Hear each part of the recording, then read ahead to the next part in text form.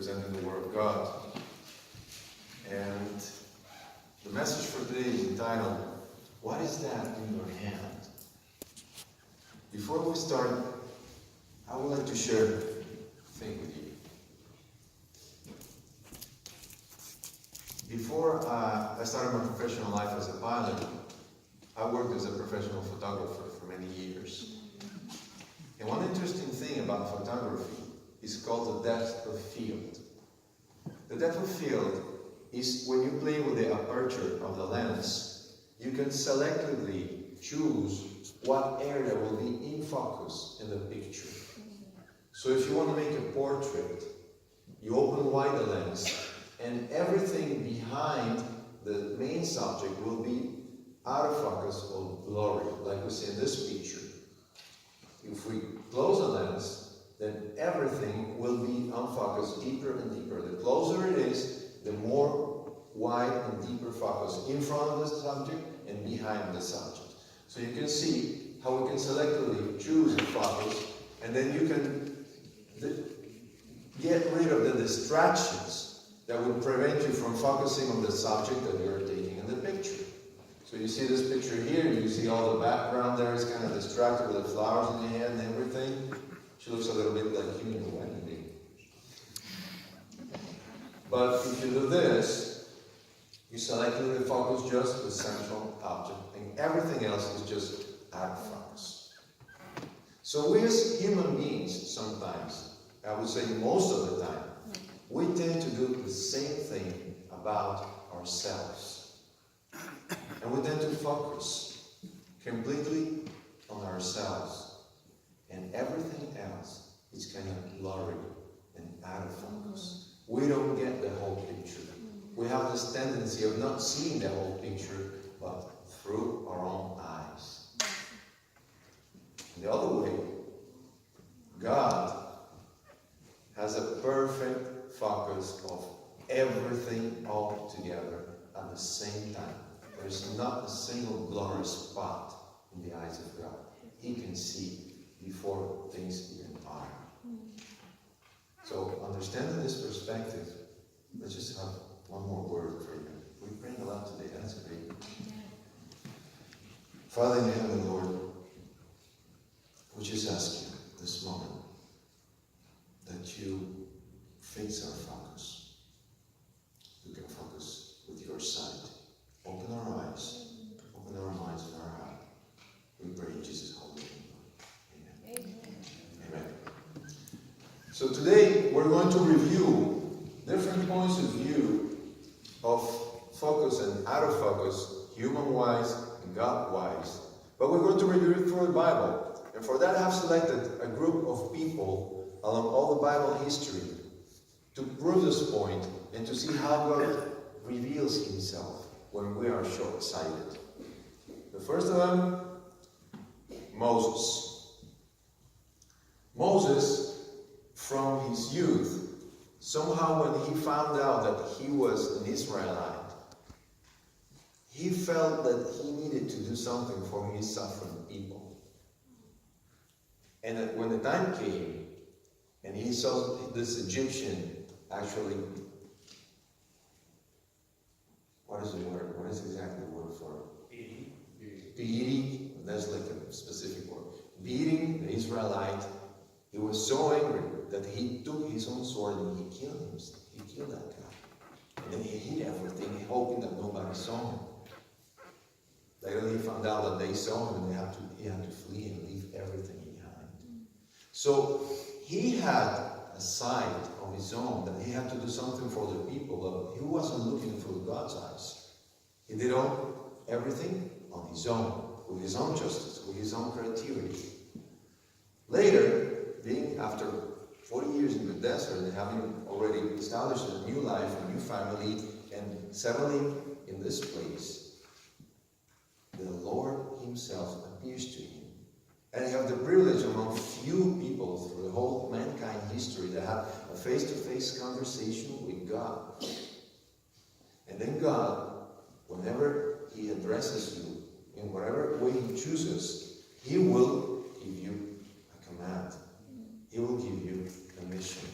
And God told him I will send you to Pharaoh, that you may bring my people, the children of Israel, out of Egypt.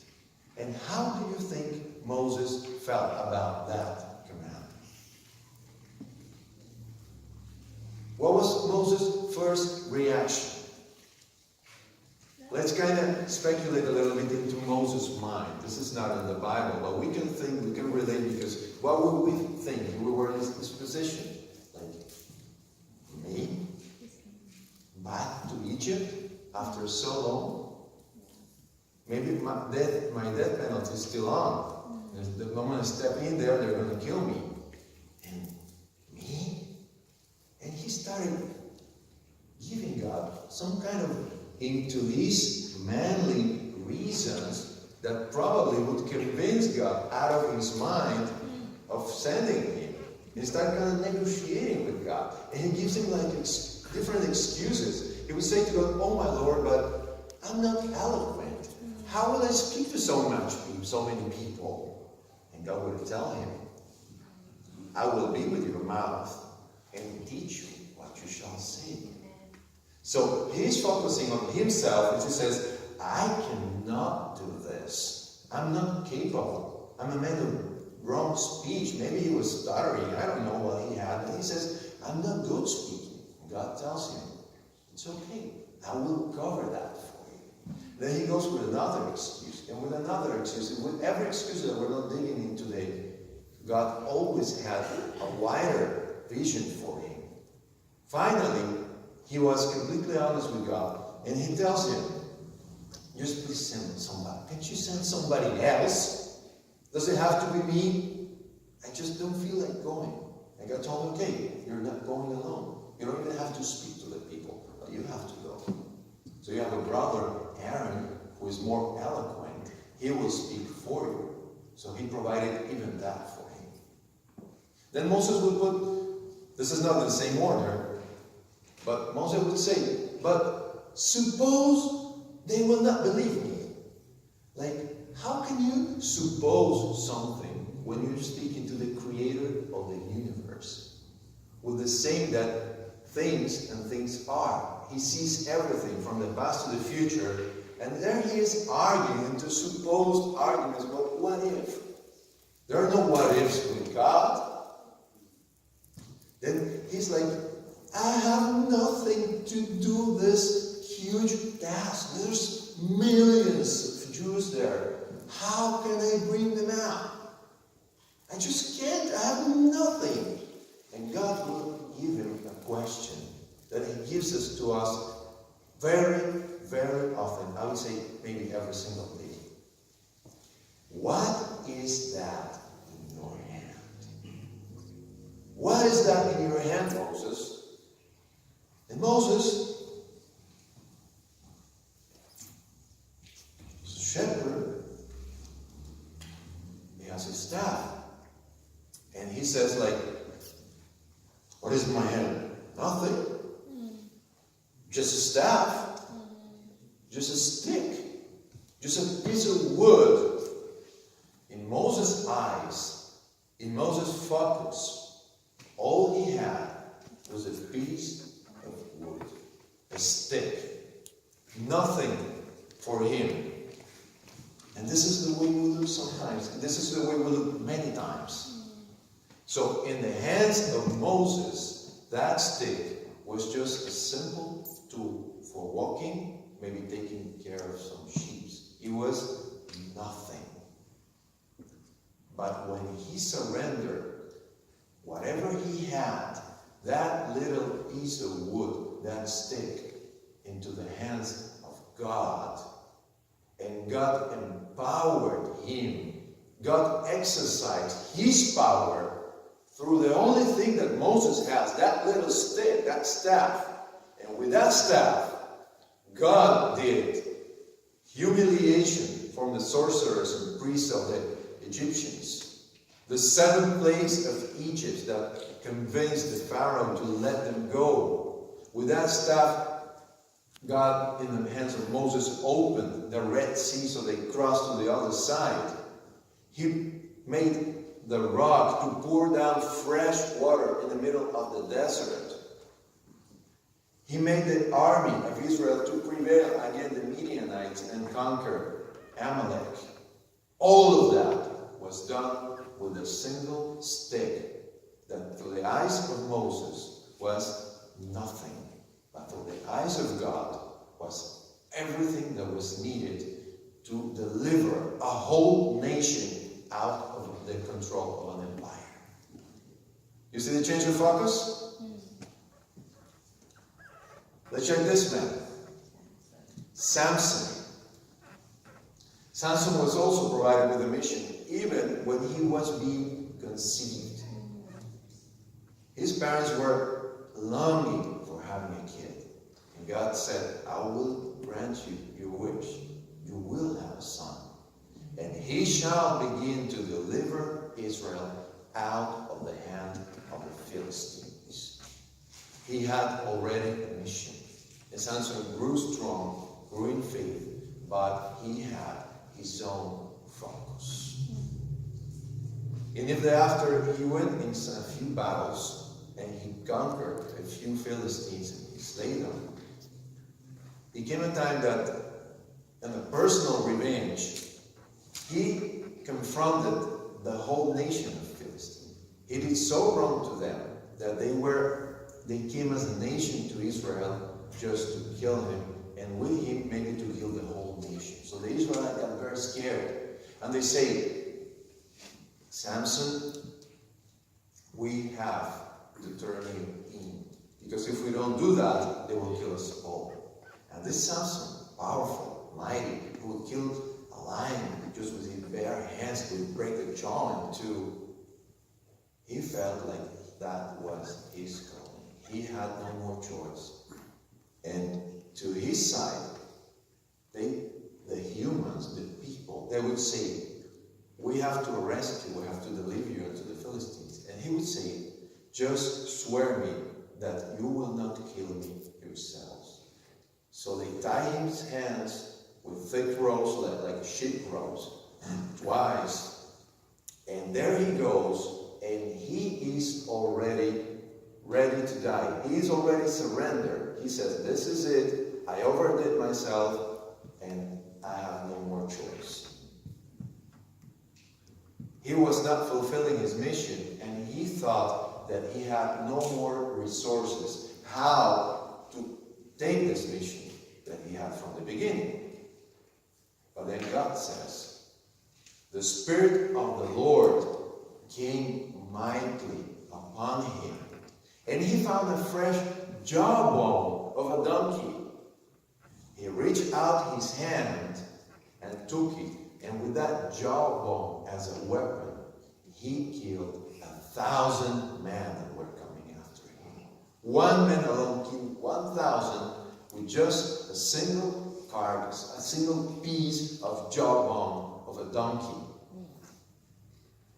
Nobody would see that. The whole 1,000 Philistines will walk by that dead donkey. They wouldn't care. They see dead animals all over the way. Same the Israelites. He's saying Samson himself. But when the Spirit of God came unto him, he had the vision of God. And now he was seeing what God was seeing. And where everybody else just saw a piece of dead body, that was what they saw. Just that. But what God saw was this. He saw the beginning of the liberation of Israel from the Philistines. Because the fight of Samson until to his death gave the Israelites enough power, enough strength to go forward and fight them back. And that was the beginning of the liberation. Everything through the eyes of God. Everything provided by God. With what? With the only thing that was in hand. How about Saul and Goliath? Here we have two different points of view, but the same thing. And you know the story very well. This is the two armies, the Philistines and the Israelites, face to face together. And you have the giant Goliath challenging for 40 days, every single day, morning and evening, mocking God, mocking the Israelite army, just one of you come here, and nobody will step there. The king, which was not exercising much as a king anymore, because he already has been left by the Holy Spirit. So he was on his own. And then the young King David, just little time before, was already anointed by the prophet Samuel. And now the Spirit of God is with David, and now David is seeing with the eyes of God. He's not seeing like some mere human anymore. He's not seeing through himself. So God's command was, I have provided myself a king, and I chose David to be over my people Israel. And that command had to be fulfilled by a man who had the vision and the eyesight of God, the focus of God. The man's focus was, Saul said to David, you are not able to go against this Philistine to fight with him. You're too young, you're too small, you don't have battle experience, you don't even have an armor, you don't have a weapon, you have nothing. But through the eyes of God, exercised by David, he says, the Lord will deliver me from the hand of this Philistine. I'm not afraid. I need nothing else because I have him. And then he steps forward. Actually, what did Saul did at that moment? He said, okay, I accept. Okay, you go. What did Saul do? What did he do? He gave me his armor. He's still watching through man's eyes. And he said, okay, now that you're going, at least I don't want to feel guilty when he massacred you. At least wear this armor, wear the shield, take my sword. And the poor kid, he didn't know how to use that. He put him on to please the king. He said, sorry, king, I don't need this. I don't even know how to use it. I'll go with the Lord. When he gets there, the Philistine, giant Goliath, he looks at him. And he looks, what does he see? Just a little boy with a stick and a sling. And he says, am I a dog that you come to me with sticks? I mean, can't you even, I don't know, respect me and come and die as a warrior? You're insulting me. That's all he sees. Come to me and I will give you flesh to the birds and to the beasts. But the vision of David was different. Everybody was seeing a huge giant, almost 10 feet tall, invincible. But what David saw, I say, I come to you in the name of the Lord of hosts, the God of the armies of Israel, whom you have defined. This day the Lord will deliver you to my hand. So man's vision was short-sighted to this. All they could see, all of them, both armies, the giant, the king Saul, everybody just saw this. A little sling, a little stick, and a huge difference between two warriors. The vision of God was victory, conquer, and the defeat of the whole Philistine army for once. That's how God sees things. And all that is required in this moment is just one single sling and one single little stone from a young kid. The widow. There are many stories of widows in the Bible, but this widow is special. There is a single command for this widow. Go, sell the oil, and pay for your debt, and you and your sons live on the rest. This lady, his husband died, and he left a big debt on the family. So this lady says to the prophet Elisha when he arrives, the creditor is coming to take my 2 sons to be his slaves. All she sees is a huge debt, desperation, an empty house with no goods. Probably the debtor or the creditor already took everything they had. And all she sees now is going to take her children. She cannot see anything else. And the prophet Elisha, with the focus of God, he will tell her again the same questions that God tells us all the time. What did I do? What do you have in the house? And then she says, I have nothing. They've taken everything away from my home. Your maidservant hath nothing in the house but a jar of oil. That's all I have. A little jar of oil. Nothing else. How can I do something with that? Who could ever do something with that? And then the prophet tells to her, go, borrow vessels from everywhere. Go to the whole neighborhood. Go to the whole city and bring as much vessels as you can. It says, do not gather just a few. So expect, be from God. Go and bring everything you can possibly can. And set aside. Pour it into those vessels and set aside full ones. So, in the vision of man, this is all that we could see. If we were there at that point, at that moment, that would be the only thing that we could see. A little jar of oil. But the command of God was, go, sell that oil, pay your debt, and you can live for the rest of your life with your 2 sons, with your whole family, selling the rest. The vision of God was enough to fill everything that she brought. And so it was that with a little jar of oil, thousands of gallons were poured in. So this woman could pay her debt, and they lived for as long as they were alive, out of the money of the rest of the selling of that oil. The moment the last jar was filled in, the oil from the little jar was over. So, we don't know exactly how many jars did she bring, how big was her faith. But if she had more jars, that jar would still pouring maybe even today. So, how much blessing are we going to receive from God, knowing that God will provide you with whatever you need? As much as we exercise the faith into receiving it. You won't receive more blessings from God than you are willing to receive, and that you are believing that you're going to receive.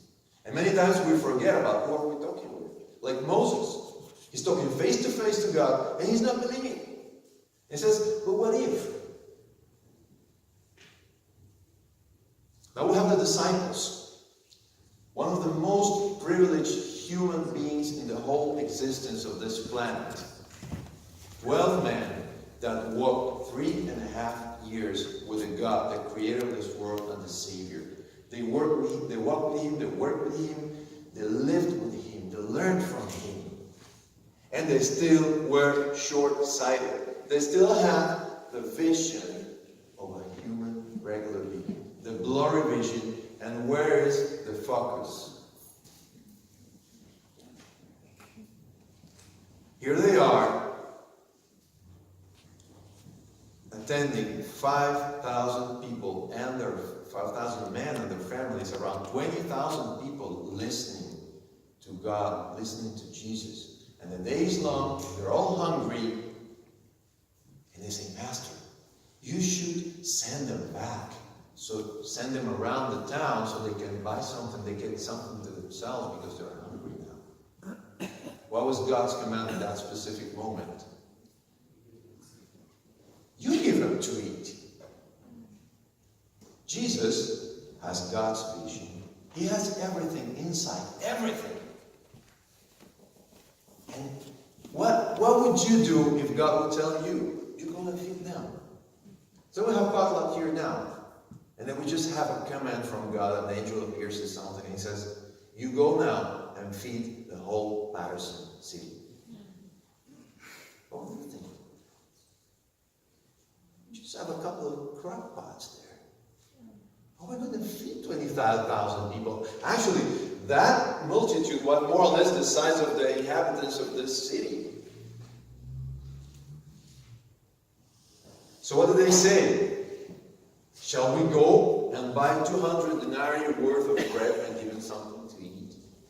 How much bread would that be, I wonder? I didn't do the research, but I guess they would buy whatever, maybe a chariot full of bread for 25,000 people.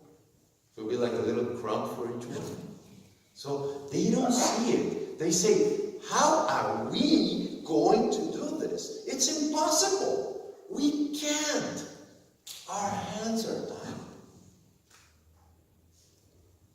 And Jesus tells them, once again, how many loaves do you have? And I want you to realize today that God is never asking anybody that He commands to do something for Him. What are you lacking? God never asks you, what is it that you do not have? God will always ask you, what is it that you have? Everybody has something. What is it that you have? How many loaves do you have? And then they say, there's a lad here who has 5 barley loaves and 2 small fish. But what are they among so many? We can picture it easily. The whole Patterson city. What are these for so many? We wouldn't even have this church with that. Only Jarvis would eat all that. Jeez. So they say, there's everything that we see. We cannot see anything else. How do you say that, Jesus? Are you having too much sun on you or what? And then what Jesus did, He took the 5 loaves and the fish. He looked up to heaven, He blessed it. Then He just started breaking it. And everybody ate and were filled. And they had leftovers for enough for 12 huge baskets. So we have the focus of God, and we have the focus of man. This is what they saw. This is what Jesus saw. Everybody's eating, everybody's being fed. Now the last person in this review that we're having today from God's Word is not in the Bible yet. Maybe it will be in the heavenly scriptures. It's you and it's me. And how are we focusing? How are we looking at God's command? How are we facing it? Are we in some way different from all the people from the beginning to this day? God commanded us, go therefore and make disciples to all the nations, baptizing them in the name of the Father and the Son and the Holy Spirit, teaching them to observe all things that I have commanded you. This is a huge assignment. Huge is the whole world. And we are starting here with our hometown. It's still 25,000 people in this town. So what do we think? What do we say? How do we look at it? Do we say, oh God, I'm not equipped. We're not equipped.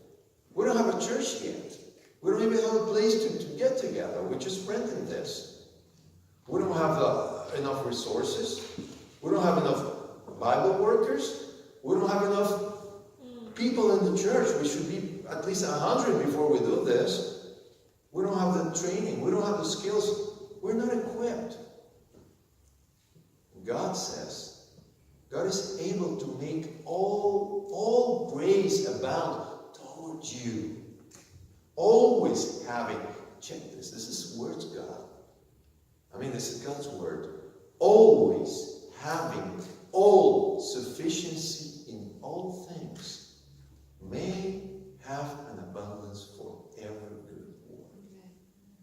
God is talking to us, and He says, always you will have all that you need.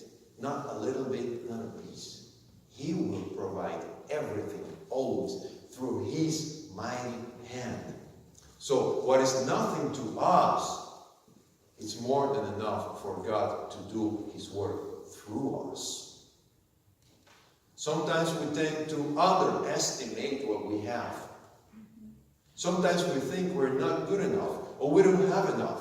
But God has proven us that all you need is whatever you have next to you. That's all you need. You don't need anything else. What else could we say? I'm not a qualified speaker. I don't know how to address to people. I don't know what to say. I don't know my Bible very well. I'm not a preacher. I'm not a pastor. I'm just shy. I'm scared. I never studied. I never finished even school. How can I speak to someone that has a degree or something? I'm nobody. I'm nobody. But God has chosen the foolish things of the world to put shame to the wise. Even Jesus, He didn't choose the teachers of the Sanhedrin. He chose the lowest class of people, the common people. Because the ordinary in this world becomes extraordinary in the hands of God. All we have to do is surrender what we have into God's hands, and He will make it extraordinary. And this church, maybe it is a small church. This church, maybe it doesn't have a temple. But this church has God. Amen. And we have a heart, and we have a mind, and we have a mouth. That's all we need. All the rest He will provide, and we will empower us to do the commission that He has appointed to us. Because He will never give you a command and empower or expect from you something that you cannot comply with. So you say, I don't think I can do it. I'm really not strong enough for this. And where is the focus when we say that? The focus is in me. The focus is in myself. I cannot do this. When I was appointed to train this church to do out together, to go and reach and plant a new church in this place, I said, I cannot do this. Honestly, I'm not even a pastor. I studied a little bit. I had a short training in an evangelistic school. That's all I have for qualifications. How am I going to do this? I was wrong because I was focusing on me. And if I just step aside from God now and I try to lead this church into this mission, we will fail, I guarantee you that. Because I am actually no one to do this. But then He told me, I will be with you. And I will empower every resource that you have so you can do this with me. Actually, it's not that I'm doing it with Him. It is God doing it through me because I'm letting Him doing it. And that's the same calling for each one of us. So I can do, and we can do. Let's just read this out loud all together. Do you enjoy me with that? Please. 1, 2, 3. I can do all things through Christ who strengthens me. Now let's say again as we believe it. 1, 2, 3. I can do all things through Christ who strengthens me. Now convince me. One more time, please. I can do all things through Christ who strengthens me. All things, all of them. This is us. This is our church. The Lord does not see as man sees, for man looks at the outward appearance. But the Lord looks at the heart. He knows who is He commissioning with His command. He knows us. And He knows that if we open our hearts, He will dwell in us. He will put the Holy Spirit in us, and we will be able to complete everything, especially the commission He has put in us. So Moses had nothing but a staff. And Samson had nothing but a jawbone of a dead animal. And David had nothing but a little stick and a sling. And Moses delivered the nation from an empire. And Samson started the delivery from another empire. And David completed the delivery from that same empire. Elisha had nothing but a little jar of oil. And he provided for a widow and her whole family household for a complete life support. And Jesus had nothing but 5 loaves and 2 little fish. But he fed more than 20,000 people. So it's not what you have. It's not what you don't have. It's not what you cannot do. It's not what you think that you have physically. It's what you have in the power of God when you surrender it to God. So they had nothing but the little things that they had to do. And you, what is that in your hand? Let us pray.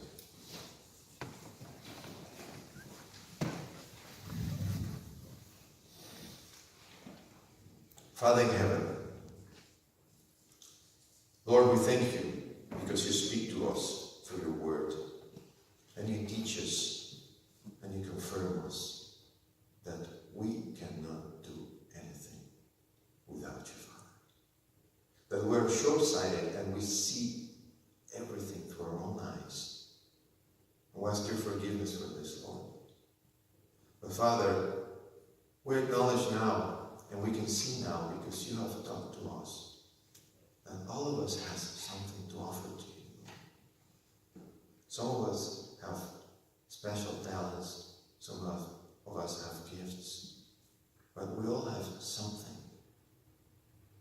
So this moment, Lord, as a church, we ask you, we surrender to you these gifts that we have, these talents that we have, these facilities that we have, these objects, these finances that we have, Lord. We surrender them to you so you can make them your own, and may your power will be manifested through whatever we have to conquer this world to Jesus Christ. Father, empower us, teach us to see through your focus, through your eyes, so we can work together and complete this great commission. Be with us today. Be with our hearts and lead us into your sight every single day of our lives. We ask you in Jesus' name.